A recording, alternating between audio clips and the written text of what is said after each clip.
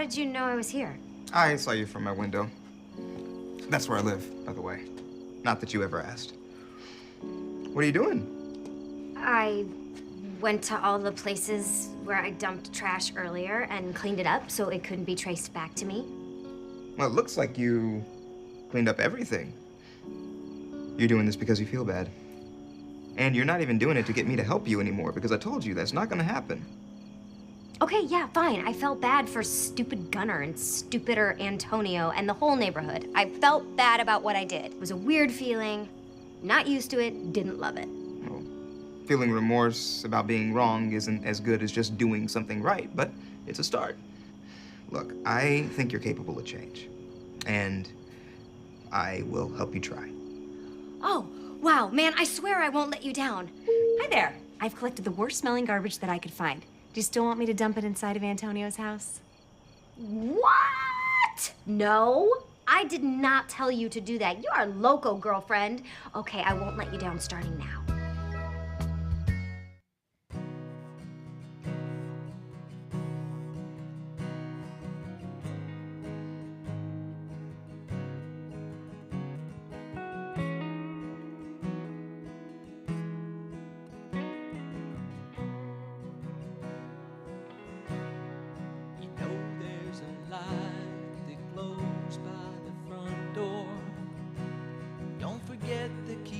Under the mat. When childhood stars shine, always stay humble and kind. Go to church 'cause your mama says to. Visit grandpa every chance that you can. It won't be wasted time. Always stay humble and kind. Hold the door, say please, say thank you. Don't steal, don't cheat, and don't lie. I know you've got mountains to climb, but always stay humble and kind. When the dreams you're dreaming come to you, when the work you put in is realized, let yourself feel the pride, but always stay humble and kind. Don't expect a free ride from no one. Don't hold a grudge or a chip, and here's why. Bitterness keeps you from flying. Always stay humble and kind. Know the difference between sleeping with someone and sleeping with someone you love. I love you ain't no pickup line. Always stay humble and kind. Hold the door, say please, say thank you. Don't steal, don't cheat, and don't lie. I know you've got mountains to climb, but always stay humble and kind. When the dreams you're dreaming come to you, when the work you put in is realized, let yourself feel the pride, but always stay humble and kind. Yeah.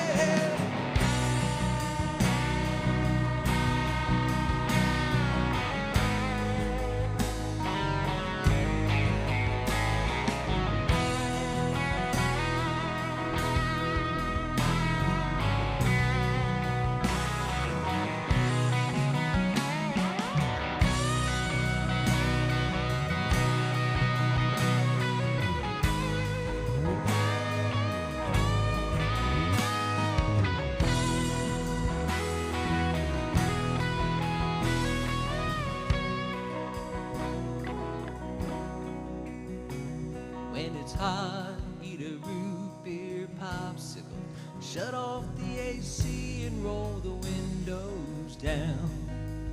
Let that summer sunshine always stay humble and kind.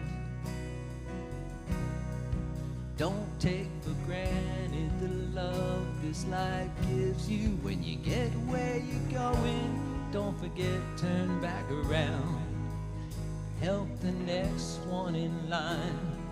Always stay humble and kind. Good morning and welcome to West. We're glad to see you here this morning. Please rise and join us as we sing and worship God.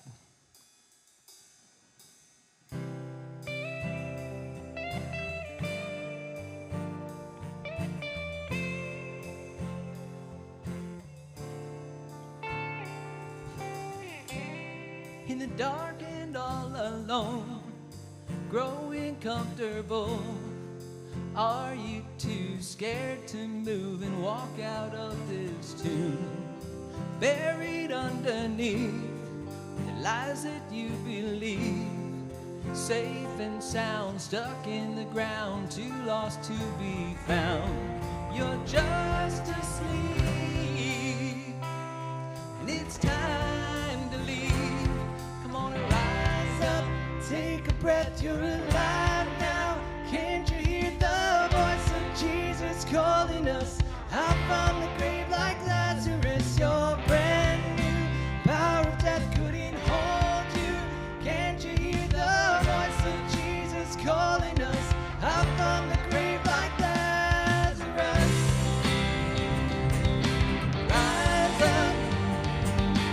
Rise up, out from the grave like Lazarus.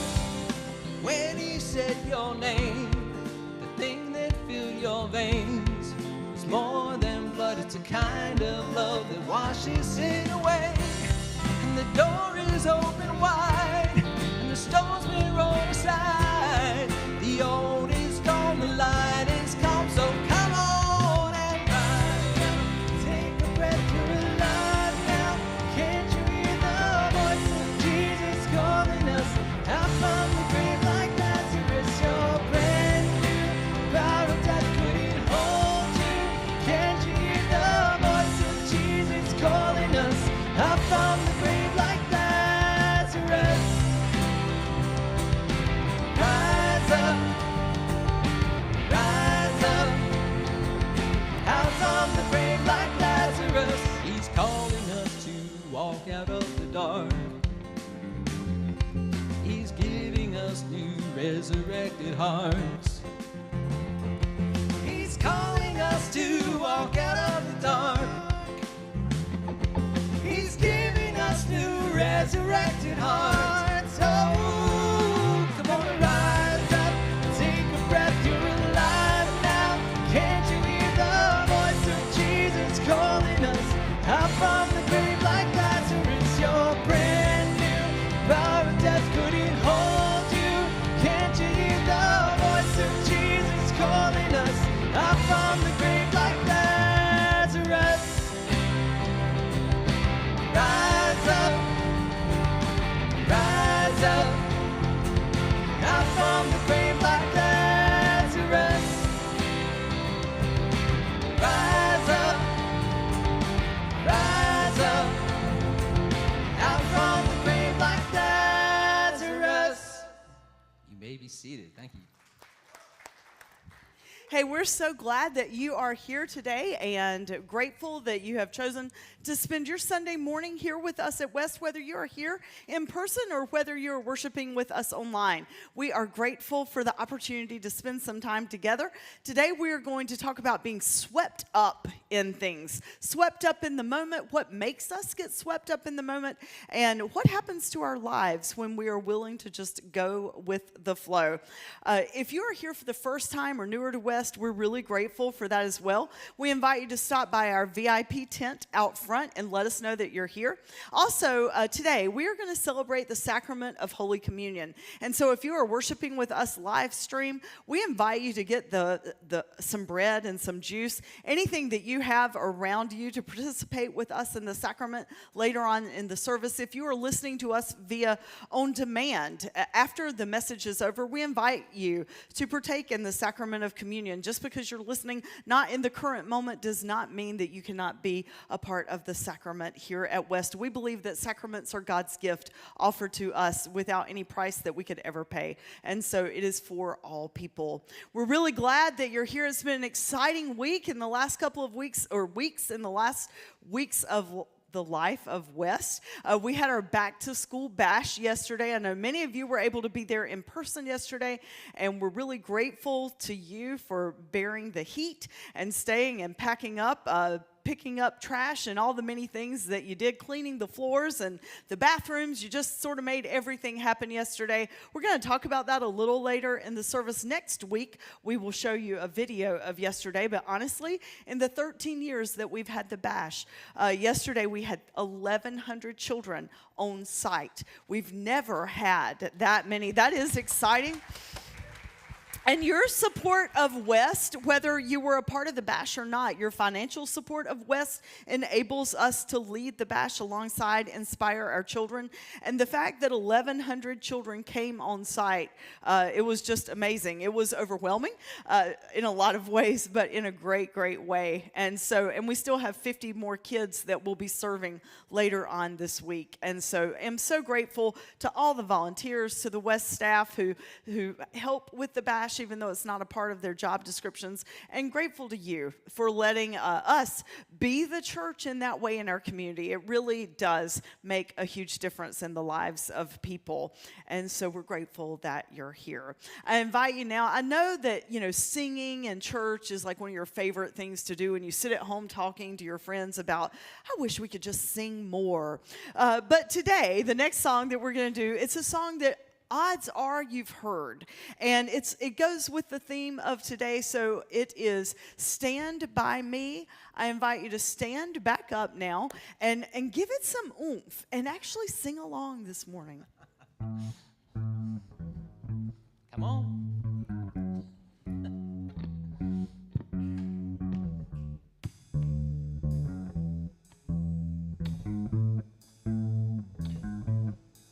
When the night has come and the land is dark and the moon is the only light we'll see, no, I won't be afraid. No, I won't be afraid. Just as long as you stand by me. So darling, darling, stand by me. Oh, stand by me. Oh, stand by me. Stand by me. If the sky that we look upon should tumble and fall, all the mountains should crumble in the sea, I won't cry, no, I won't shed a tear, just as long as you stand by me. So darling, darling, stand by me. Oh, stand by me. Oh, stand by me. Stand by me.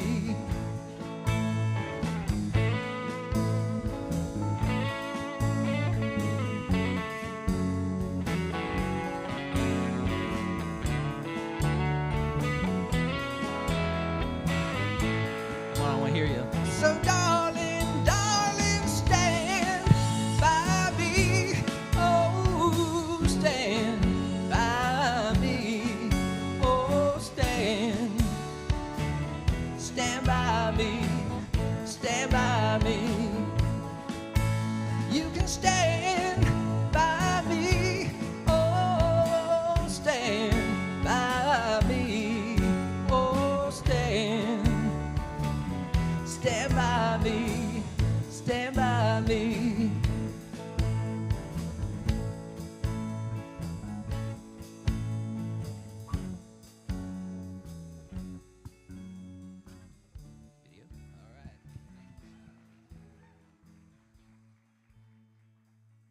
Sorry, Phoebes. I just wanted to do a good deed, like you did with the babies. This isn't a good deed. You just want to get on TV. This is totally selfish. Whoa, whoa, whoa. What about you having those babies for your brother? Talk about selfish. What are you talking about? Well, yeah, it was a really nice thing and all, but it made you feel really good, right? Yeah, so? Well, it made you feel good, so that makes it selfish. Look, there's no unselfish good deeds, sorry. Yes, there are. There are totally good deeds that are selfless. Well, may I ask for one example? Yeah, it's, there's... No, you may not. That's because all people are selfish. Are you calling me selfish? Are you calling you people? Yeah, well, sorry to burst that bubble, Phoebes, but selfless good deeds don't exist, okay? And you know the deal on Santa Claus, right? I'm gonna find a selfless good deed. I'm gonna beat you, you evil genius. Okay, Joey, when you said the deal with Santa Claus, you meant... That he doesn't exist. Right. I found a selfless good deed. You know that really old guy that lives next door to me? Well, I snuck over there and raked up all the leaves on his front stoop, but he caught me, and he, force-fed me cider and cookies. And then I felt wonderful. That old jackass. Maybe Joey's right. Maybe all good deeds are selfish. I will find a selfless good deed, because I just gave birth to 3 children, and I will not let them be raised in a world where Joey is right.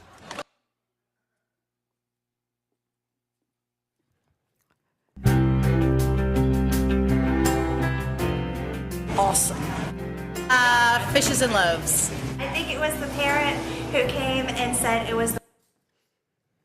That's all right. I'm glad you stopped it because I didn't want it to play yet. It is the day after the bash, so we're giving everybody lots of grace because everyone that was here yesterday, especially the staff and especially Josh, they're exhausted. Josh is driving the moving truck, and I think at 3 o'clock when it was finally loaded up with everything, we still have to get it unloaded, but we're all in denial about that right now. And so anyway, we are going to show you a video later on in the service. It's from the second year of the bash. The bash started 13 years ago. The Saturday that we had the first bash, the very next day, these 3 individuals and about 37 more gathered together in a room, and it was our last time that we were together at Williamson's Chapel. Williamson's Chapel is the mother church that gave birth to us, and 40 people said that they wanted to be a part of that vision. And so we're 13 years old with our preview services. We celebrate our birthday in September. And there's another story about people following a vision of God. And I want to share with you that story, draw some parallels to it this morning with these folks. And then I want to show you that video from the end. Because it's not about the past, it's not about the future, it's about the here and now, it's about the moments that we find ourselves in and our joining together to be swept up in that moment. Clearly these 3 were swept up in the moment. They'll introduce themselves to you. You have been swept up in moments by God, whether you even realize it or not. And so let's first hear from the Gospel of Mark how this all began. After Jesus had been pushed out into the wild for 40 wilderness days and nights as he was tested by Satan, and wild animals were his only companions, angels took care of him. After John was arrested, Jesus went to Galilee preaching the message of God. Time's up. God's kingdom is here. Change your life and believe the message. Then Jesus went along the beach of the Lake of Galilee. He saw Simon and his brother Andrew net fishing. Fishing was their regular work, and Jesus said to them, "Come with me, and I'll make a new kind of fisherman out of you. I'll show you how to catch men and women instead of perch and bass." They didn't ask any questions. They dropped their nets and followed. A dozen yards or so down the beach, he saw the brothers, James and John. They were Zebedee's sons. They were in the boat, mending their fish nets. Right off, he made the same offer, and immediately they left their father Zebedee, the boat, and the hired hands and followed. So before we have conversation, I want to tell you just a few things about that story. So Jesus has just come out of his magical God aha moment, and he's caught up in the Spirit of God. And he was ultimately known to be a rabbi, which is a teacher. So he goes and he walks along the seashore, and he sees Simon and Andrew fishing. He looks to them, and all he says is, "Follow me." Now, Simon and Andrew, you can assume that they were not wealthy, because it tells us that they were fish net fishing. They didn't have a boat. So they dropped everything and left. You read a little more that he goes a few hundred yards down the lake, and then he calls James and John. Now, they were fishing with their boat, and you can assume that they had some staff that worked for them. And they mentioned Zebedee, their dad. Jesus says, "Follow me," and they left. And they followed him. Two different groups, two different experiences, two different life histories. Both of them follow him. Historically, rabbis don't go around recruiting their people. The people recruit the rabbi. In fact, teachers historically, back then in this culture and in this time, students would pick which rabbi they wanted to follow. And then they'd go say, "Hey, I want to be a part of your teachings." The rabbi got to interview them. And actually, you know what? When we started West Church, that did happen. We would have one-on-ones and talk about why people wanted to be a part of the mission and the vision. And then some stuck. You three, I hope you still think, fortunately, stuck. But a lot of people didn't. A lot of people didn't want to be a part of a church that existed like this. But historically, the rabbis would interview the students. So already, Jesus is turning things upside down. He's going around saying, "Hey, follow me." Now, in this story, historically, we have made the disciples the heroes. And we have talked about how courageous they were and how willing they were to drop everything and follow, and that is true. But there's something more in this story. And I'm convinced that after you hear from these three individuals, you're going to hear that historically there has been something more to the story than just some courage or boredom or whatever made you come. Now, I don't believe in prefab messages, and they have their own interpretation of this next sentence, but I feel like I gave you a good broad idea of what we were going to talk about today last night about 9 p.m. But seriously, I wanted it to be authentic to them.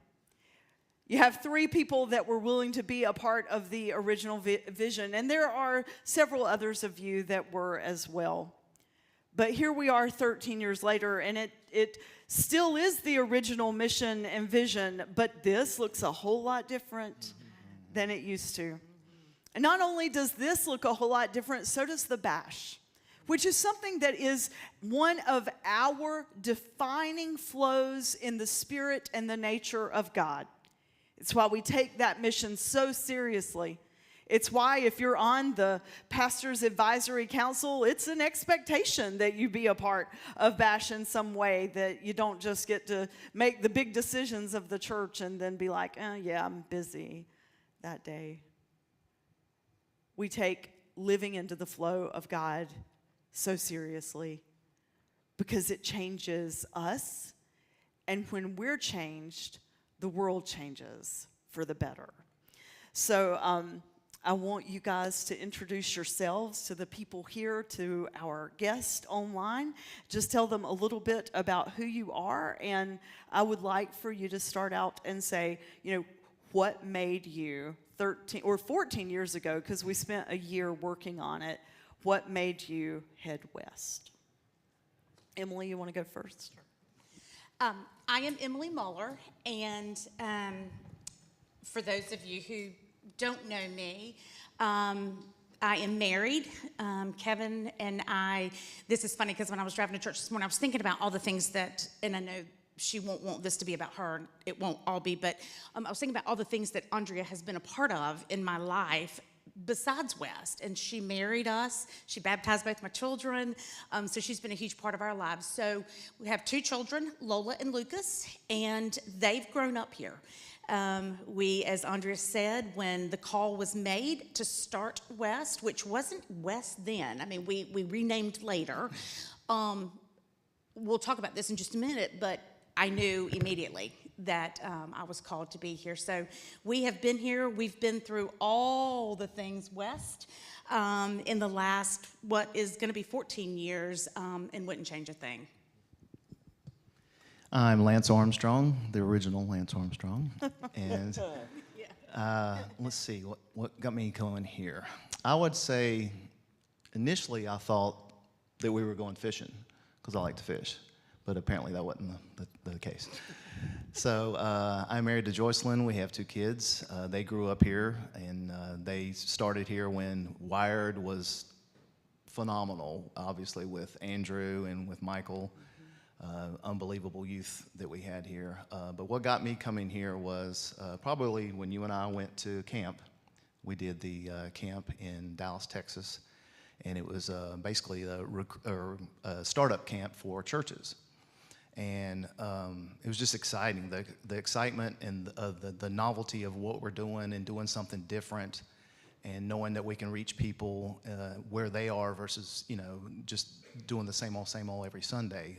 We really learned a lot and stepped out. And West has shown me, and we'll get into this deeper too, I'm sure as well, is that we are a community and we all look after each other and take care of each other. And I could count on any of these 2, and Andrea and pretty much everybody here, phone call away, and I would help them and they would help me, and that's what West is all about. Good morning. My name is Adam Lumley. I am married to a lovely woman and very patient woman named Christy. I don't want to try to make this all about me, but I need you to understand my perspective. I was raised in a very secular house, didn't even think about God, good, bad, or indifferent, and kind of had a fisher net experience when I was 16 years old. God banged me in the back of the head, and I moved along in my late teens with no guidance at home for Christianity or Jesus or anything. It was kind of on my own. And also, you need to know, my parents were very open about me, free-thinking wise. They let me listen to whatever I want, read whatever I want, that kind of thing. So fast forward, I moved down here in 2004. I had been to pretty much every different type of denomination and was completely done with the church. I am not a saint by any stretch. I'm probably the biggest sinner in the room, but every place I went, I felt like the church would get together and learn and dive and talk and fellowship and all these things, and they would go home. And there was all these things I saw we were supposed to do, the loving and the feeding and the less of these. And now again, I don't want you to think I was out there running around doing my own thing solo, but I was just very felt disenfranchised and was not able to connect. So I moved down here in 2004. I was a single dad at the time with 2 children in elementary school, trying to just find a place for them to fit in. I heard about the Methodist Church. I was like, oh gosh, there's this great children's program. I'm going to go to a church again. I can't believe this. I had not been in church in like 5 or 6 years. So I was going on Wednesday nights, and then I saw this thing. I don't even know what you all called it, but The week of service. It was a week of service, but I didn't catch all that. I called it Sweet Potato Mountain. Now, I remember, I'm from outside New York City, New Jersey area.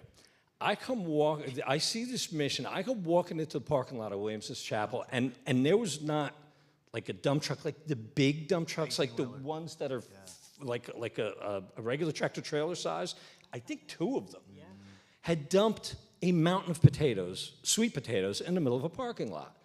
Now listen to me. Now come from where I'm from, like, this is some hokey stuff, man. What are these people doing?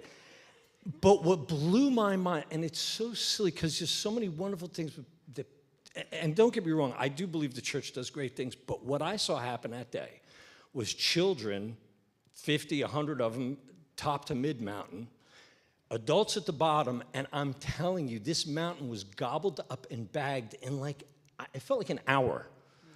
In the pouring rain. In the rain, it was cold, it was October, late October, and I was like, of course, first of all, it was amazing, but I also was like, what is this, the sweet potatoes? I mean, they're sweet potatoes, who cares? And the person in charge of the missions was our pastor. And I said to her, what is this all about? And she looked at me and said, you really want to see? Come tomorrow. And we had lined up all these bagged sweet potatoes throughout the parking lot in bags and spaces, 10 a row, blah, blah, blah.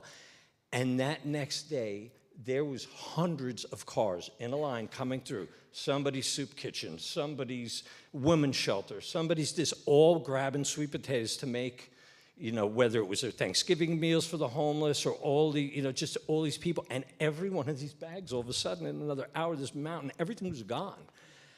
And it was, again, I'm sorry I'm being long-winded here, but I hadn't seen people be Jesus like that. And that's what got me in. When we started the launch team, Rob Fuquay, our lead pastor that said, do this, said, don't ask anybody. I'm like, you've lost your mind. You want us to launch a campus of this and not ask anybody? And he said, don't.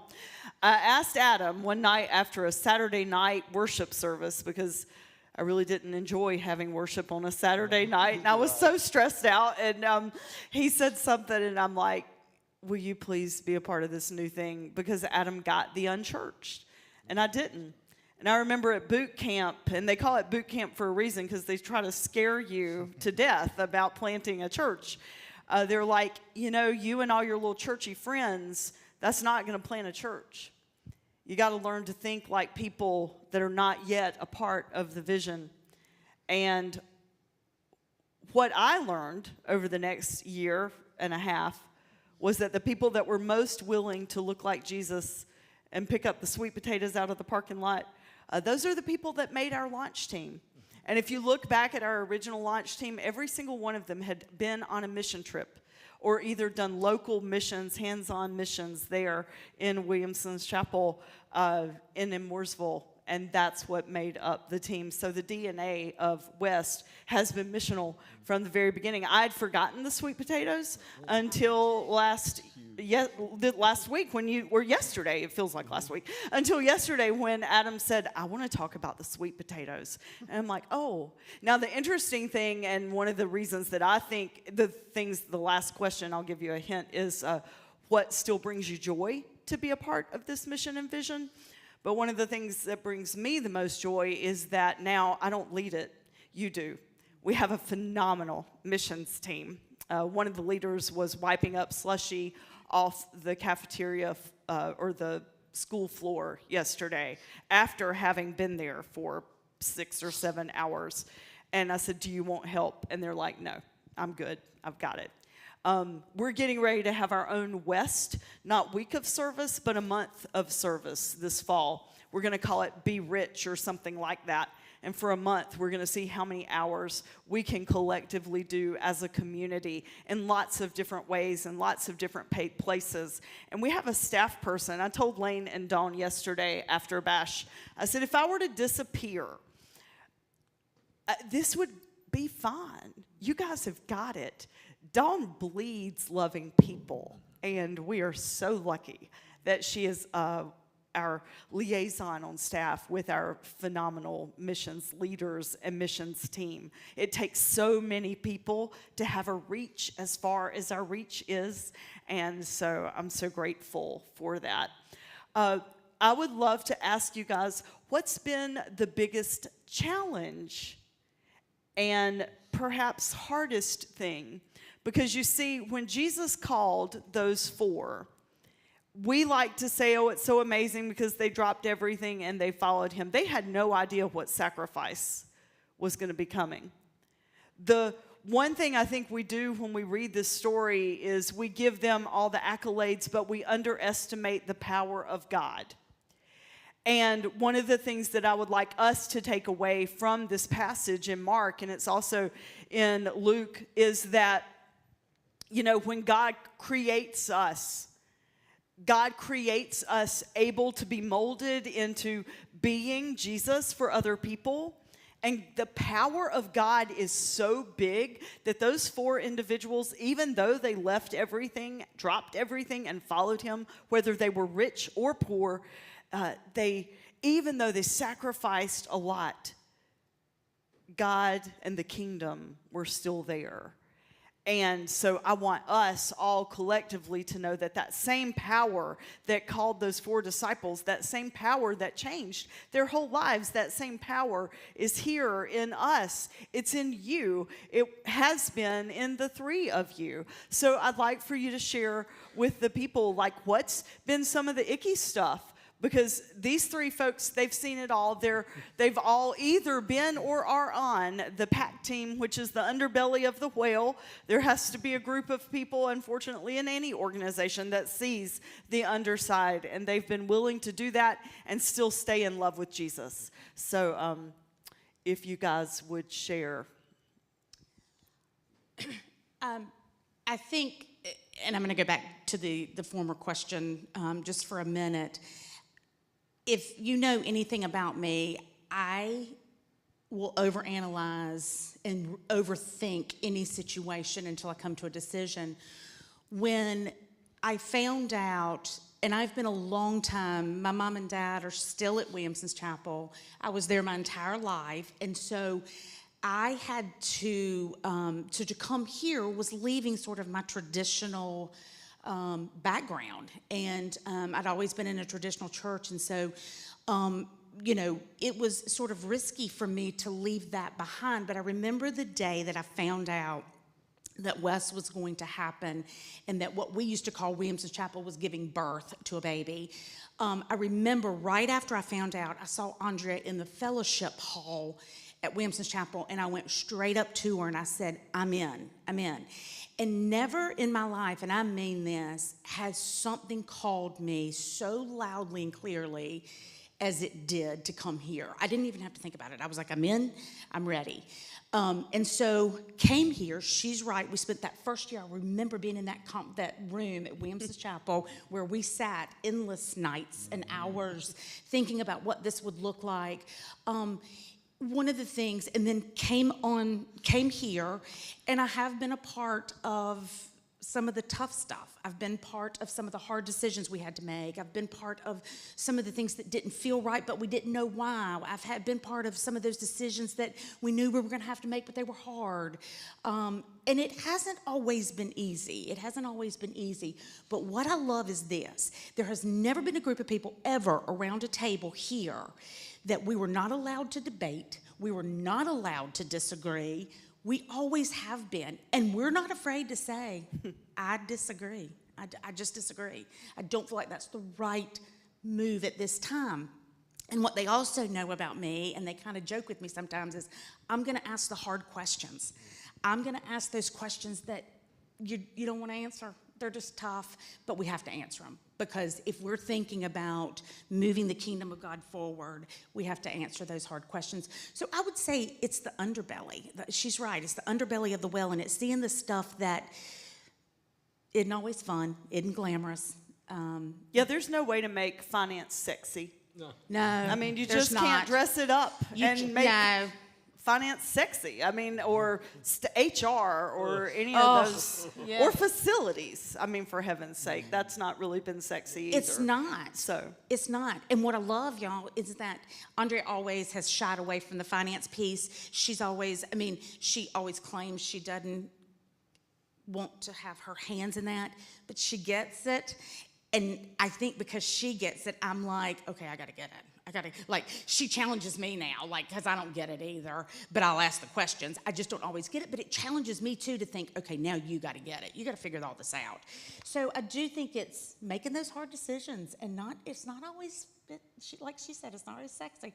It's tough sometimes, but we walk out of that room or we walk out of any situation and we love each other all the same. Well said.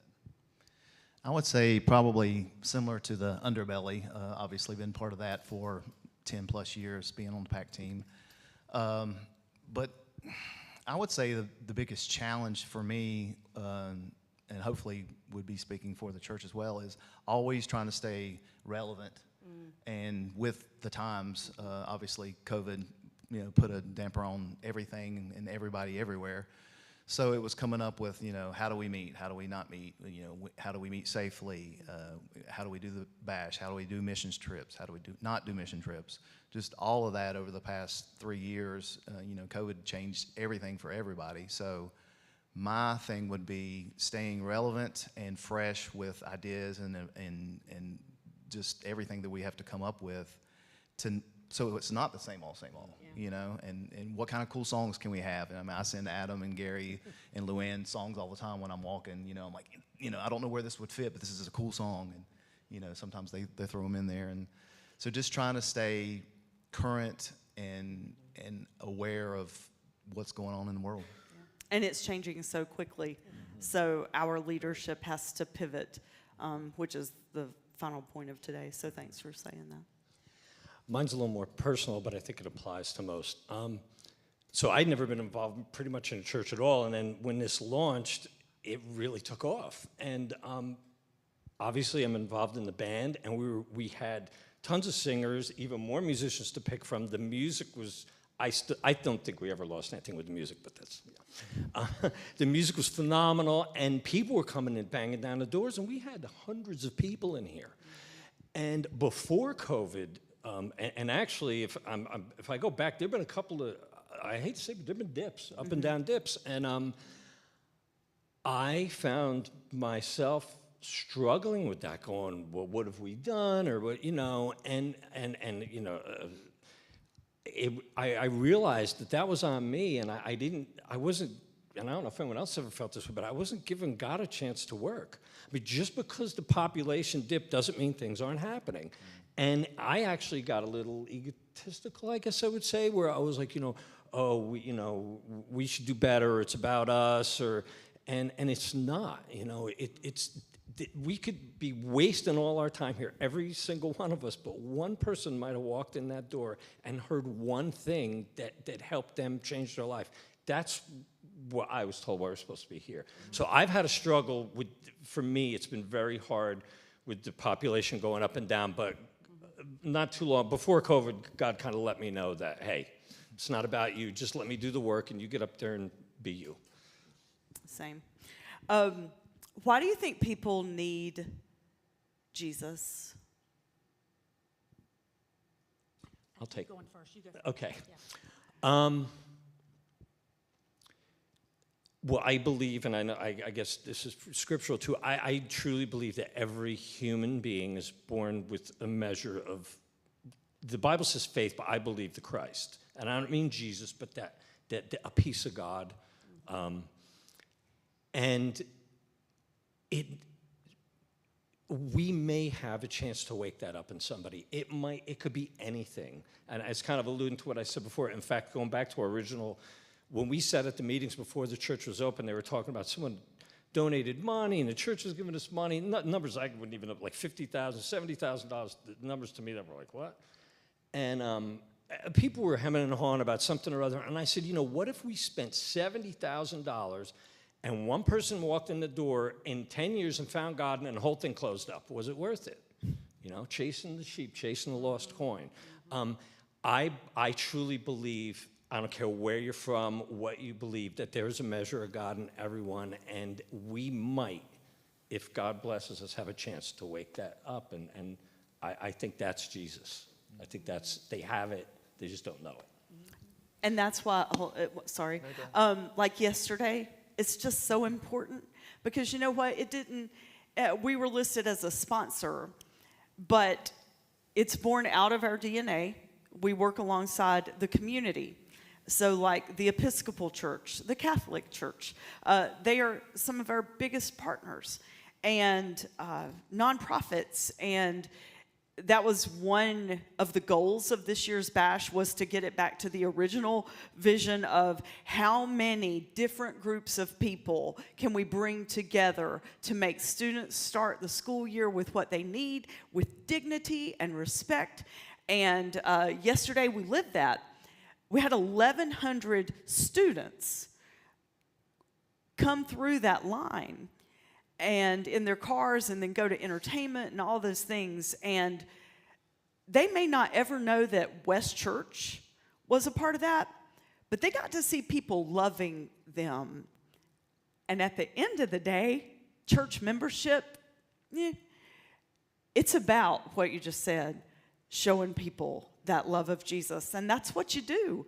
That's what your dollars do. That's what your presence does, whether it's digital or in person. It's what your service does. It's what being on the greeting team does. It's what being on the missions team does. All those things, set up, tear down, technology, all those things matter in showing people Jesus. Lance, why do you think people need Jesus? Yeah, I was just going to piggyback on that as well. I was going to say Jesus is love. And we, obviously, you preach that, and we exude that. So everything that we do is in love. So if we just continue to do the bash and, go on mission trips and just do community, that's what I started our original talk with, is to me, West and Jesus is community. Us building those relationships and having a close-knit family. West is family. So West is family, Jesus is love, equal to together. For me, and this is going to sound, I hope you'll get it, but there's got to be something bigger than this. There just does. And right now, and I don't mean to be personal, but a couple of things going on in my life right now that are really hard. And, but I have a peace. And I know that doesn't come from me, because I'll stir it up. You know what I mean? So I know that peace doesn't come from me or come from any, probably just, although I have a lot of humans that will wrap their arms around me and love me up, there's something bigger. There's something bigger. And I know at the end of the day, it may be hard getting there, but I'll get there. So I think that is one. And then this is just very quickly. My daughter, Lola, she's almost 13, and she, the other night, she said, Mom, her best friends live in our neighborhood, and she said, Mom, I'm going to meet the twins. They're twins. She said, I'm going to meet the twins, and she had a little bag, and I said, what are y'all doing? She said, we're going to the tennis court to have a Bible study. Wow. And that's a God thing. Mm-hmm. I mean, he is working in her, and she told me the other day, she said, Mom, don't you worry. I'm close to him, and I'll talk to him for you. I was like, thank you, Lola. She said, I have a direct line. I got you. She said, I got you. I said, thank you, babe. Appreciate it. But that's what I love, man, that it's feeding into her. And so that's what Jesus means to me. It's just knowing there's something big out there. Why do people, so we know why people need Jesus, why do people need this embodiment of Jesus at West from now to the future?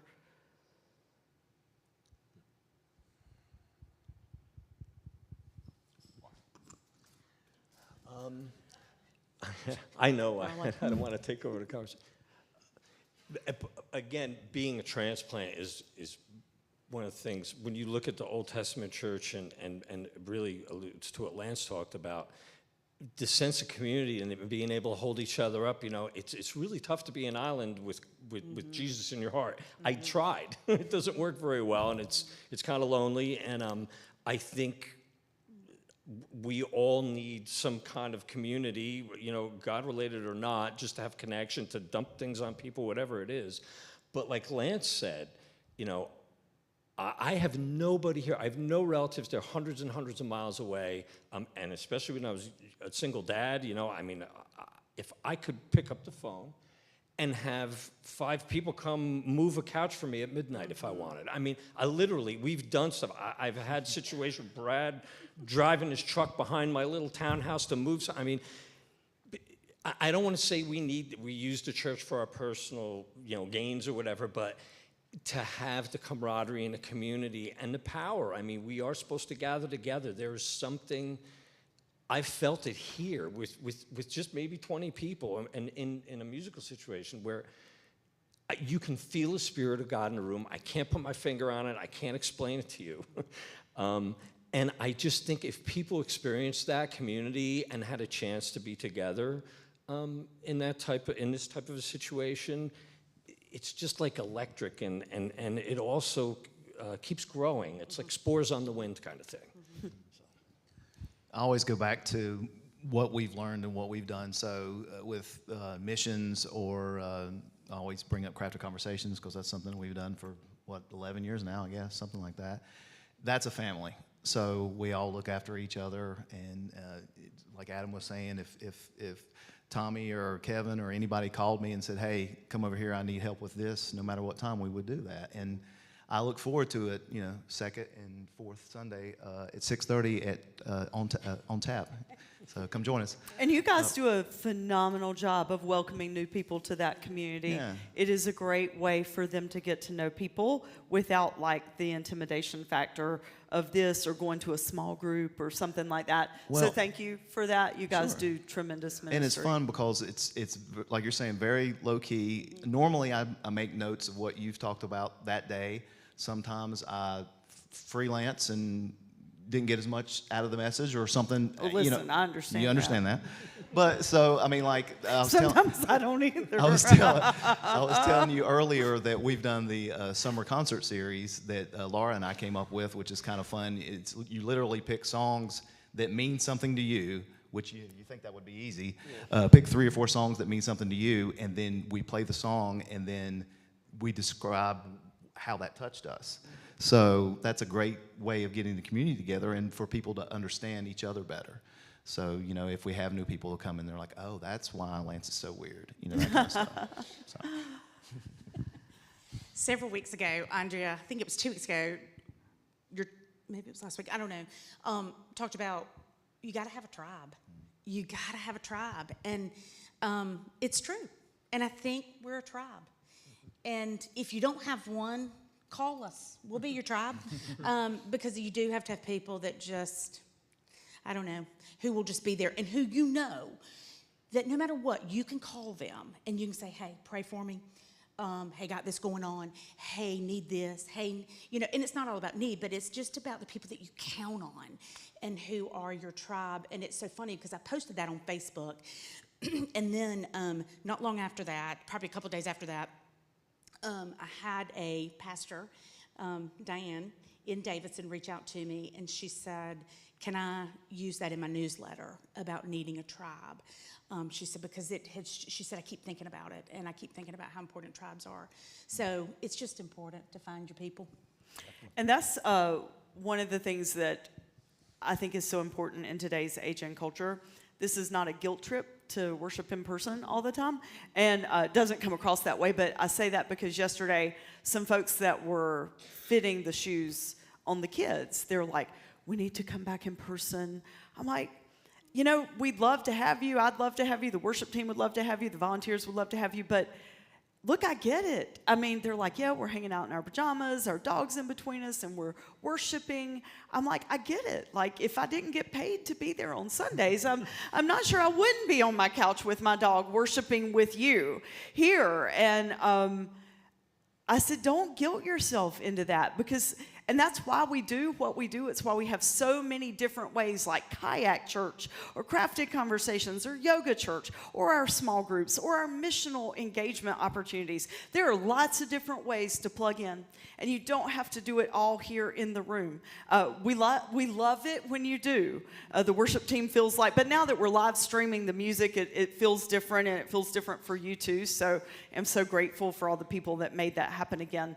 But it is about community. community, because look, you can listen to gifted, charismatic pastors that are way more articulate than I am, on demand, anytime, any day. You can get any content you want in our world right now. And AI can deliver heck of content. And so the world is even changing with that. But none of those things can create community and tribe. And so I'm so grateful that that's what you all said. I felt a little weird because we were saying about what the church does for us, and I just wanted to remember the power of the community also puts on Bash and moves mountains of sweet potatoes too. So it's not just about what you get, but the power of a group giving, it can be really massive. And that's why we exist. We exist to give ourselves away. It's what Jesus did. And we will always do that. And so when people, over the years have said, why don't you have a building? Well, because it would cost us $7.5 million. Divide that by about 500 people, and we'll all calculate what our giving would need to be. And, yeah, you're laughing. Me too. And so, I'm like, the church doesn't need to have a mortgage for 50 years, and we have a phenomenal relationship with the high school. An example of that is we bought a slushy machine for the Bash, because that little snow cone machine that would generate like 2 little things of ice every 5 minutes. We don't have ice enough to put in that thing to have snow cones, and the kids love them. And the whole reason we do the Bash is because the kids love it. So we tried to bring back what the kids love, and snow cones was one of the things. So Merrick Lynch, who was our phenomenal gut work intern, researched slushy machines for me. I asked him, I said, I need you to find out everything you can about slushy machines, and I need a recommendation. And he gave me one. And I did not think through how big the thing was. And so when it arrived at our home, and it was in a large crate that's as tall as I am, Tom had some questions about that. And then when we went to set up said slushy machine this week, Dawn Lane and I spent at least 6 hours trying to get the darn thing to work. And finally, Lane suggested we read the directions, and that was a good point. The ratios were off of slushy mix. And now Dondi, who ran the slushy machine yesterday, is a phenomenal person and can do it every time from then on. But the high school, I'm like, how in the world are we going to move that thing back and forth for Halloween, for Easter? And the high school wants to use the slushy machine, so it's going to park right in there, and then they will benefit from it, and they'll buy their own slushy stuff and all that kind of stuff, and then when we need it for our events, we'll use it. And that's just an example of the partnership that we've created with Lake Norman. So we exist to give ourselves away, and the power of doing that with a big group of people puts on things like the Bash. So the last thing I want to show you today is the Bash video from this was our 13th Bash, and the 12th Bash, which was 12 years ago, we actually got around to putting testimonies in the video. And so I want you to watch this next video. It was still at Williamson's Chapel then. It was, we didn't have relationships with the schools yet like we do now to have it on site at a school. And Laura Marino is one of our leaders here at West. She's a part of Crafted Conversations. She's a part of our missions team, and she is on the board. She is a West representative. The Inspire Our Children board that West started has 4 West people, 3 community people, and we work together to make Bash be in the community.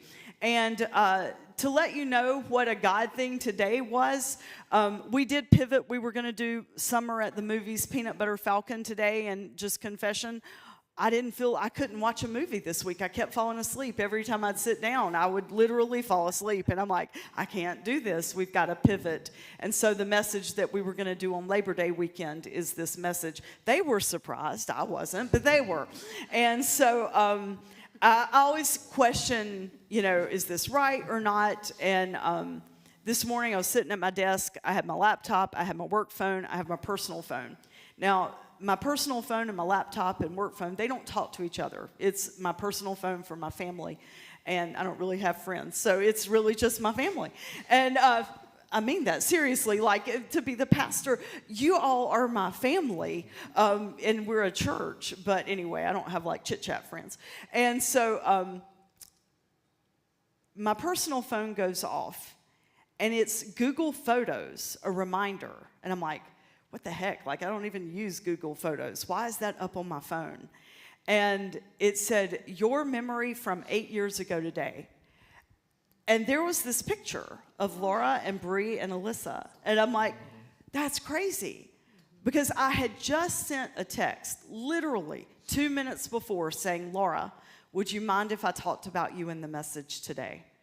And then on my personal phone, right, that didn't have her name or anything like that, even in it, it pops up with a picture of her. And I'm like, all right, God, we're on the right track as far as who we are as a church. And that's my whole point. Those 4 people dropped everything and followed Jesus not because of their courage and all that kind of stuff, but because something happened in that moment that changed them and made them follow. And that something that happened to them is that something that happens to us when we get swept up in the flow of the Spirit. So I want you to watch this video, and I want you to hear Laura's words.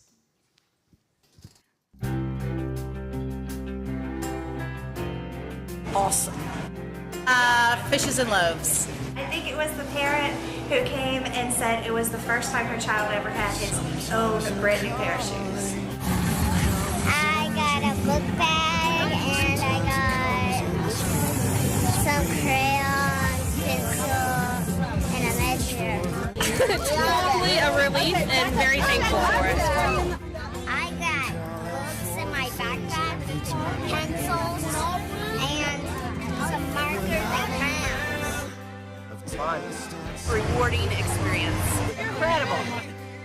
Awesome. Today's just awesome.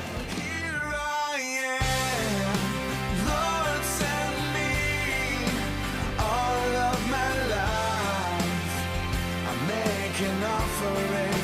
Here I am, Lord, send me. Somehow my story is a part of your plan. Here I am. Ah, wonderful. The best part about today was just seeing everybody from the community come together and just enjoying it and helping each other. It was just phenomenal. And I'm so excited to be here and just be a part of it. Oh my gosh, we were not here last year to help out, and I was really sad.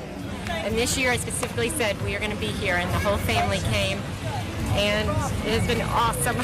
Well, I was washing feet and sizing shoes, and the kids were so happy, and that was wonderful.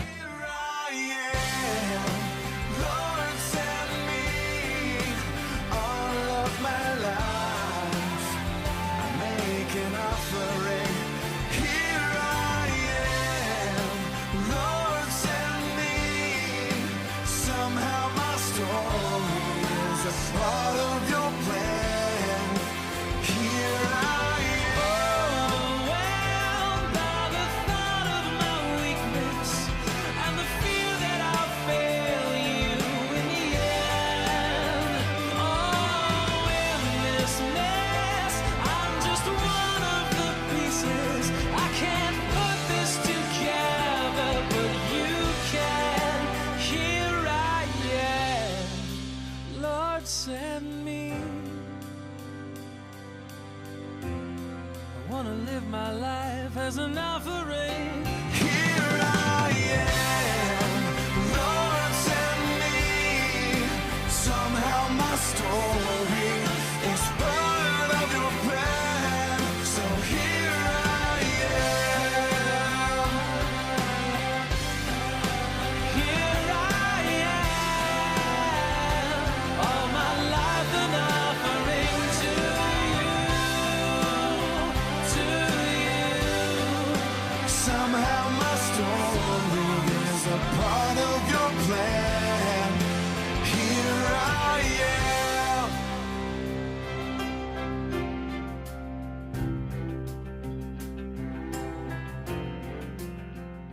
start working on Bash 12 tomorrow. Hope all of you are available to help us again. Thank you for making this one of the best events I can remember ever having in Mooresville. I think if there's ever an example that the church looked like what it looked like when the disciples were infused with that original passion of the Spirit, I think today and this week and the last month especially really shows that. One volunteer said, "This is the church," and I thought that was awesome. She just looked at me and said, "This is the church," and this is what we're called to be.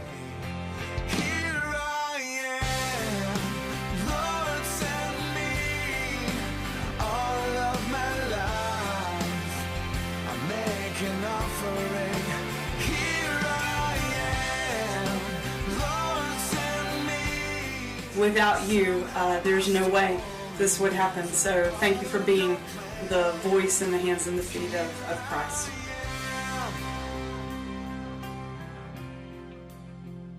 Thanks for being the hands and feet of Christ 12 years ago, 13 years ago. And thanks for being it yesterday, because the pictures that you saw there add about 1,500 to 700 to 1,000 more people total. And that's what we had. When Jesus asked them to follow him, he knew that it was not about anything other than love and sharing God and God's love to all people. That's what communion is. That's what the bread that represents his body for us. And the cup, he said, "This is my cup of the new covenant, the new law, the law that's written not in the law books, but the law that's written in our hearts. And every time you drink of this cup, I want you to do this in remembrance of me." Will you pray with me? Gracious God, pour out your Spirit on this bread and on this cup. Make it be for us your body and your blood, so that we may indeed multiply in number, in leadership, in power, and so that we may be the light and the love to all people everywhere. Thank you for West. Thank you for the people here. Thank you for the people online. Thank you for the on-demand people. Thank you for our campus in Uganda. God, you are at work in us in so many ways, and we offer ourselves to you. Use this sacrament to transform us today. In Christ's name we pray. Amen. We invite you all to come forward for the safety of you. We have the juice in the individual cups, but we still have someone that will hand you your juice. Gluten-free is wrapped in a basket, so we do have gluten-free available, and we invite you to come to the table.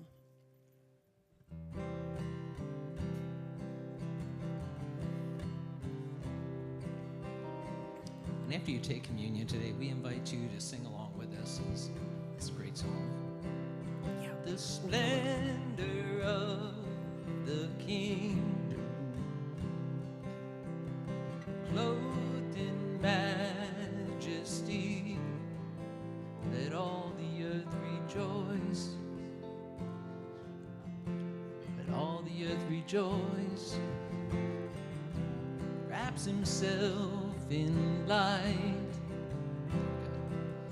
and darkness tries to hide. It trembles at his voice, it trembles at his voice. How great is our God? Sing with me, how great is our God? All will see how great is our God.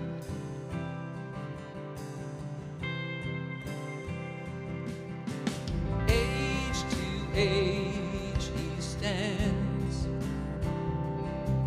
and time is in his hands, beginning and the end. Beginning and the end. The Godhead 3 in 1. Father, Spirit, Son, the Lion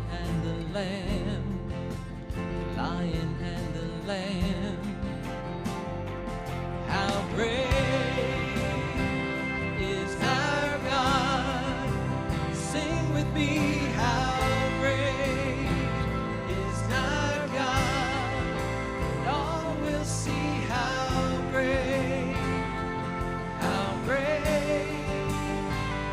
is our God.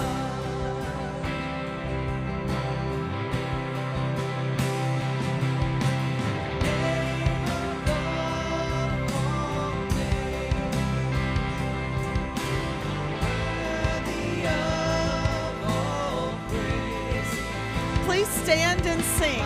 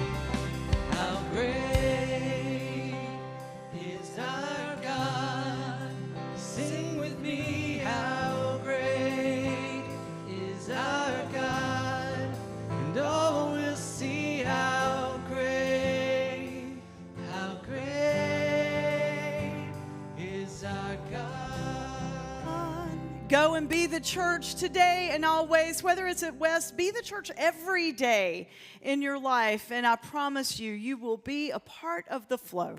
Go in peace. How great is our God? Sing with me, how great is our God? And oh, we'll see how great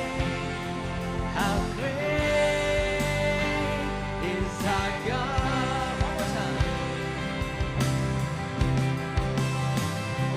How great is our God? Sing with me, how great is our God? And oh, we'll see how great is our God.